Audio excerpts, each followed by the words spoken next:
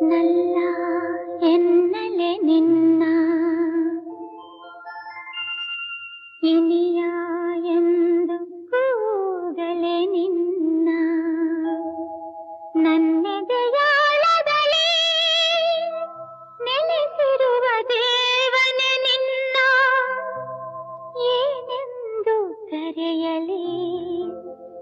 ಏನೆಂದು ಬರೆಯಲಿ ಗೆಳೆಯ ಪ್ರಿಯ ಗೆಳೆಯ